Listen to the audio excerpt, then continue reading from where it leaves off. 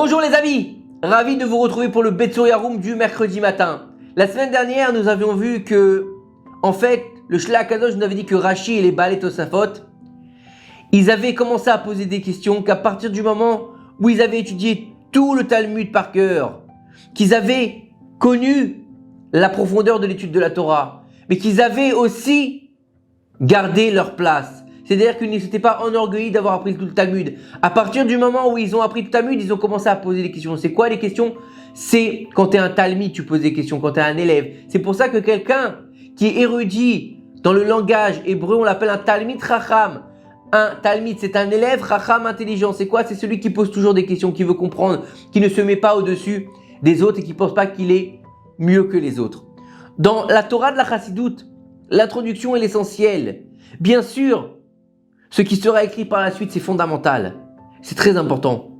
Mais l'Akdama, la prélude, c'est le principal. Le Admor Hazaken, il va écrire dans la préface de son livre, l'Ikuta Amarim. C'est quoi l'Ikuta Amarim? Le recueil des paroles. C'est comme ça qu'il s'appelle le Tanya. Il ne s'appelle pas le livre. Il s'appelle un recueil. Dans le chapitre 1. Et là, il l'appelle ainsi car c'est un recueil de conseils importants, compilé par le Rav, sur de nombreuses questions posées par qui? Par ses chassidim. Dans le service divin, il a répondu aux questions de ses chassidim pour qu'ils s'améliorent dans le service divin.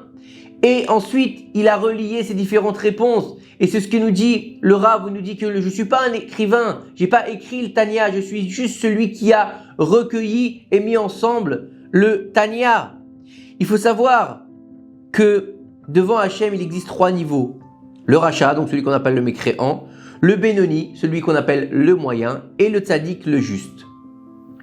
Dans le livre du Tanya, il faut savoir qu'il y a le secret du service divin, mais il s'appelle aussi le Sefer HaBenonim, c'est-à-dire que le Rav nous explique qu'avec ce livre, nous ne mériterons pas de devenir des tzadikim, mais le Rav nous promet que si nous observons tout ce qui est écrit dans le Tanya, nous pourrons arriver au niveau du Benoni. Comme nous dit le Rav dans le chapitre 14, que c'est à la portée de chacun. Il faut que tout homme l'attire vers soi et qu'il désire arriver à ce niveau.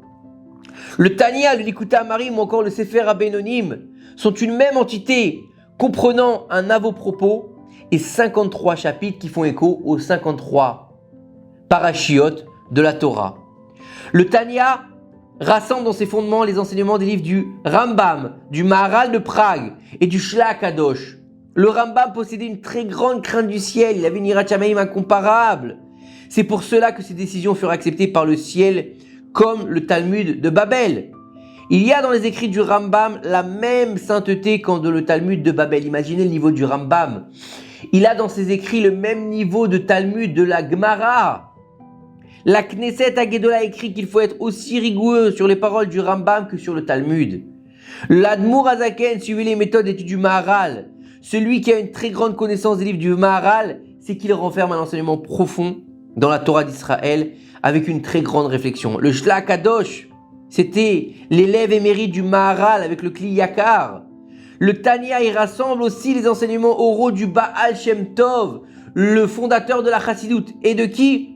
Et du maître du Admor Hazaken, qui est le Maggid de Mezerich. C'est du Baal Shem Tov et du Maggid de Mezerich que le Admor Hazaken a appris toute sa sagesse. Le Tanya a établi à partir du verset « La chose est tout près de toi, tu l'as dans ta bouche et dans ton cœur pour pouvoir la faire ». C'est marqué dans le Sefer Devarim. « Ki karov elecha adavar meod beficha uvivavcha la'asoto ». Et en fait, le Rav, il a fondé son livre sur 5 choses. Sur les enseignements des livres et des scripts, sur la pensée, la parole et l'action. Tu l'as dans ta bouche et dans ton cœur pour pouvoir la faire.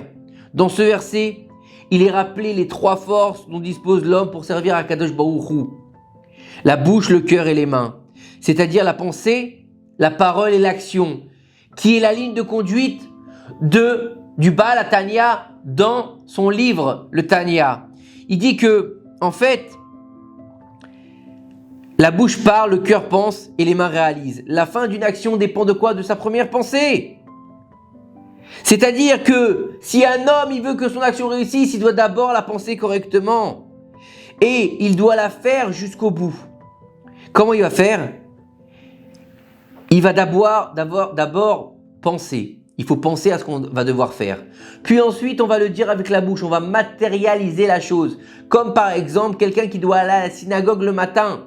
Il doit mettre ses tefilines. Donc, il va penser à mettre ses tefilines le matin. Et maintenant, il va dire, je vais mettre mes tefilines. Et au moment où il va mettre ses tefilines, il va faire une bénédiction pour matérialiser avec sa bouche le fait de léaniar tefilines, de mettre ses tefilines.